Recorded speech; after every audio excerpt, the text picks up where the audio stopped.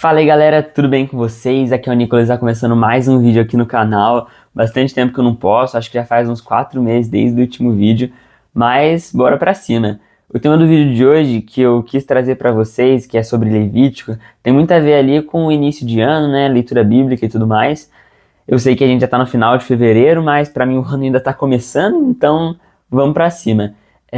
O que muitas vezes acontece, né, ali, no começo de ano a gente começa embalado, né, pá, vamos ler a Bíblia, vamos fazer o plano de leitura anual.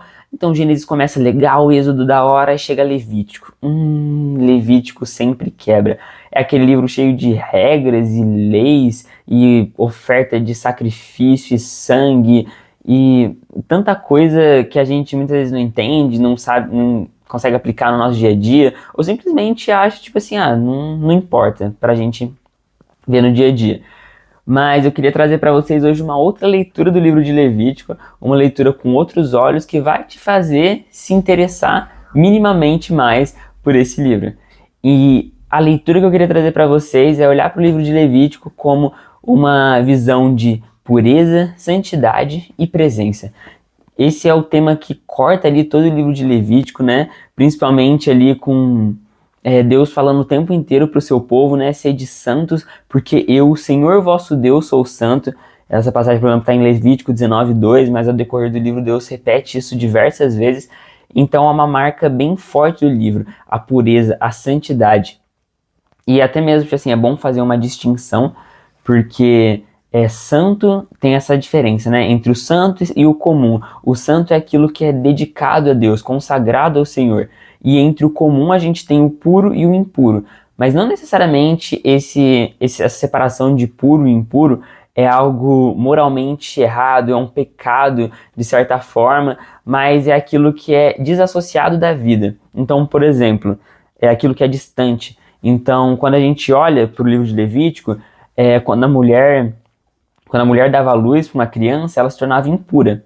Mas isso não quer dizer que era um pecado, que era moralmente errado, qualquer coisa desse tipo. Mas quer dizer que o sangue ali, a possibilidade de morte, se tornava impuro. Ou seja, o que era puro diante do Senhor era a vida. Era aquilo que trazia a segurança, era aquilo que trazia a saúde. Por isso que doenças como a lepra, como infecções na pele, também eram contidas no livro como pessoas impuras, mesmo que isso não seja um pecado. Então isso já é uma leitura para a gente ter do livro, para não olhar mais como algo simplesmente superficial, como simplesmente regras e mandamentos e ditos de Deus para aquele povo específico, naquele momento específico, mas são coisas para que a gente entenda como o Senhor age, como o Senhor fala, como o Senhor se comunica para o seu povo. Outra maneira também de entender é o contexto, né? Ou seja, a gente vem do contexto do êxodo, do povo saindo do Egito, sendo guiado por Deus e Deus se fazendo presente entre o povo e Deus habitando o tabernáculo, né? Como fala em Êxodo 40, 34, 35, que a glória do Senhor enche o tabernáculo, mas agora a questão é outra, não é mais um Deus que vem habitar em meio ao seu povo, mas é um Deus que habita entre o povo e um povo que precisa saber agora conviver com esse Deus, conviver com essa presença santa. E é muito louco, porque quando a gente olha como que eles se organizavam, né, dentro do acampamento, dentro do lugar onde ficava todo o povo ali no deserto, era uma organização em torno da presença de Deus. Isso é muito da hora pra gente olhar também pro nosso dia a dia, né? Porque todo aquele povo, toda a vida deles, ou seja, os calendários, as festas, o trabalho, o dia a dia, tudo girava em torno da presença de Deus. E isso também é algo para a gente já trazer para o nosso dia a dia, claro, porque a gente não vive mais na Antiga Aliança, a gente não vive mais no Antigo Testamento, mas a gente consegue ver no Antigo Testamento o coração e a vontade de Deus, que é um povo que tem a presença dele como o centro. Então, quando a gente olha para o acampamento de Israel, né, a gente tinha uma graduação na presença do Senhor. Como assim? Quanto mais perto ali da Arca da Aliança, né, quanto mais perto ali do tabernáculo, mais a presença do Senhor exigia algo do povo, né? Ou seja, uma pureza e uma santificação específica. Então a gente tinha ali o acampamento, dentro do acampamento a gente tinha o pátio do tabernáculo ali no meio. E dentro do pátio a gente tinha a tenda da presença, dentro da tenda o santo lugar e dentro do santo lugar o santo dos santos, que era ali o over, tá ligado? O mais pá de todos. Tanto que o sumo sacerdote era o único que podia entrar e só entrava lá uma vez por ano, que era no dia da expiação. Então, a gente vê como que era como que a presença de Deus, né, habitava ali no meio do povo, mas de forma física, né? Coisa que não acontece mais hoje em dia, mas a gente ainda vai chegar nesse ponto. Mas uma coisa que eu acho muito da hora nisso, e também falar com vocês, é esse paralelismo entre a presença de Deus, né, sobre o sumo sacerdote e lá no Santo dos Santos, e sobre o sacrifício de Jesus. Porque a Bíblia fala que Jesus, ele é o sumo sacerdote final, né? Jesus é aquele que se entregou, é o sangue que foi derramado, o último, né? Ele é aquele que abriu que rasgou o véu, ele é o Cordeiro Santo, né? O sacrifício perfeito. Então, quando a gente olha, né, pro dia da expiação, que era um dia no ano onde o sumo sacerdote entrava no Santos dos Santos para levar os pecados do povo, né, e tudo mais, ele que sempre vestia, né, o sumo sacerdote, as roupas mais caras, mais top, cheias de joias, com uma preparação específica e tudo mais, ele ia lá e se vestia sobre si uma roupa dos escravos, sabe, daquela época. E aí ele entrava lá vestindo a roupa dos escravos e tudo mais. E quando a gente olha para Jesus, a gente vê algo muito parecido. Esse Senhor, né, que em toda a sua magnificência, que em todo o seu poder e santidade, veio e tornou a nossa forma, sabe? Veio e assumiu o nosso corpo, veio e se tornou homem, se tornou carne, habitou entre nós para sacrificar pela gente, sabe? Para tomar os nossos pecados sobre suas costas. Então é como se ele, em toda a sua glória, todo o seu poder, tomasse sobre si, né, essa capa do pecado e se entregou pela gente. Coisa que a gente vê ali no livro de Levítico, né? Sobre o sumo sacerdote entrar no Santos dos Santos e levar o pecado do povo. Hoje com Jesus a gente não precisa mais desses ritos e dessas ofertas e desses sacrifícios, porque o sacrifício perfeito já foi feito. Em Mateus 27:51 fala que o véu do templo se rasgou. Em Hebreus 10:19-22 fala: temos plena confiança para entrar no Santo dos Santos pelo sangue de Jesus. Ou seja, a separação acabou, o acesso foi aberto, o Santo dos Santos não é mais restrito. Em Levítico, poucos podiam chegar perto. Em Cristo, todos os que creem vivem o acesso pleno. E isso é muito forte, porque por meio de Cristo, agora a gente tem o acesso a essa presença que era algo que carregava tanto temor, que carregava tantas práticas para se tornar puro para poder acessá-la. Hoje vive em meio a gente. E essa é a pergunta que fica: será que a gente tem tomado com tanto respeito, com tanto cuidado e com tanta importância essa presença de Deus que sempre foi tão valiosa e tão preciosa, que hoje a gente tem um acesso pleno a ela, a totalidade da presença do Senhor? Mas será que a gente tem tratado essa presença da maneira que ela merece ser tratada? Não querendo criar qualquer tipo de legalismo, sabe? Como, por exemplo, olhar para o livro e falar que agora a gente precisa então seguir as práticas do povo do Egito e mergulhar no rio e ficar tipo assim, tá ligado?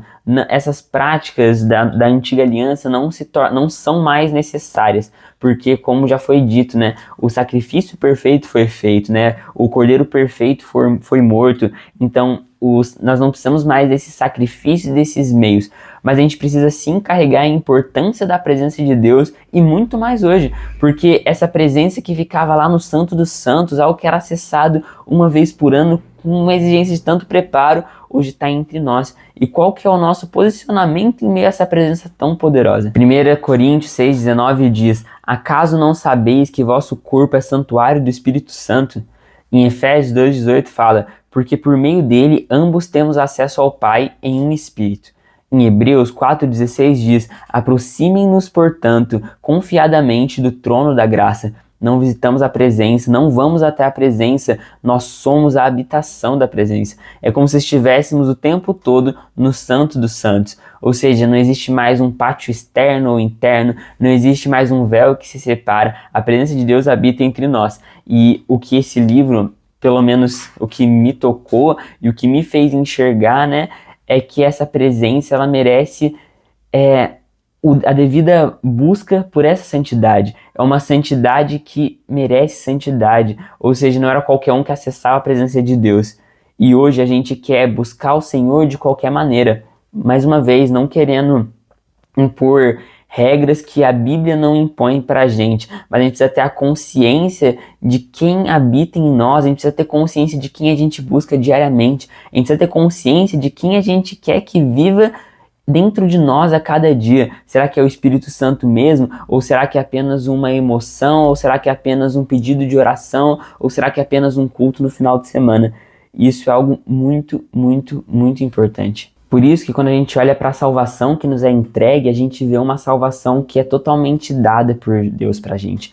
Cristo que se sacrifica, né, e toma sobre si os nossos pecados, ele nos entrega a salvação. E Paulo mesmo fala, né, que é por meio da graça, para que ninguém se glorifique, para que ninguém se ache melhor do que ninguém. Isso é algo muito importante. Mas a gente também precisa entender que a fé sem obras é morta, como diz na carta de Tiago. Ou seja, a gente não precisa de obras para que a gente seja salvo, mas para que a gente saiba que a gente é salvo, nós precisamos ver as obras que têm sido geradas em nosso coração.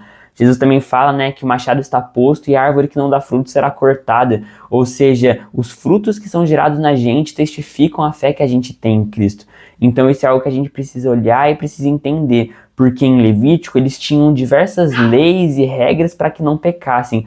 Porém, hoje, a gente, por ser salvo, precisa gerar essa vida de santidade. Em Hebreus 12, 28 a 29 fala: sirvamos a Deus de modo agradável, com reverência e santo temor, porque o nosso Deus é fogo consumidor.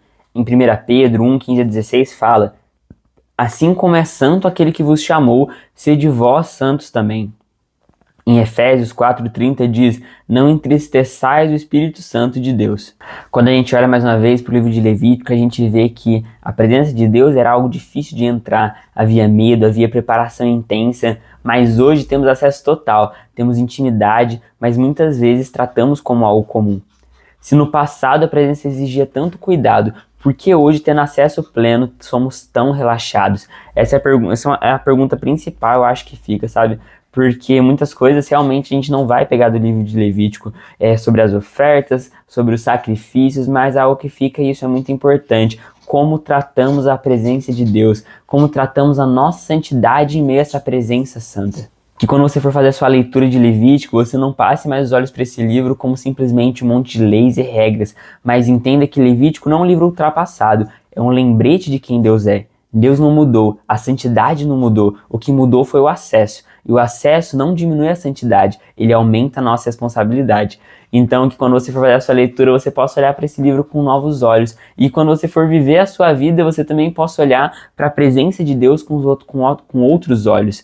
Que a santidade de Deus ela não seja banalizada na nossa vida, mas seja o motivo principal. Quando a gente olha para como era a configuração do acampamento de Israel, Deus era a presença. Quando a gente olhava para o trabalho do povo, eles tinham um dia exclusivamente para poder descansar e buscar a Deus, que era o Shabat. Eles tinham diversas festas durante o ano, eles tinham diversos dias específicos para adorar o Senhor. Então era uma vida com Deus sendo o centro, tanto no seu tempo, né, nos seus calendários, nos seus compromissos, quanto até mesmo no físico, né? Ou seja, o centro do acampamento era a presença de Deus. E que esse seja o principal da nossa vida, que a presença dele não seja banalizada, que a sua santidade, que clama pela nossa santidade, não seja algo deixado de lado, que nós possamos cada dia mais ser santos como ele é santo, que a gente possa buscar essa santidade nesse Deus santo que se entregou por nós.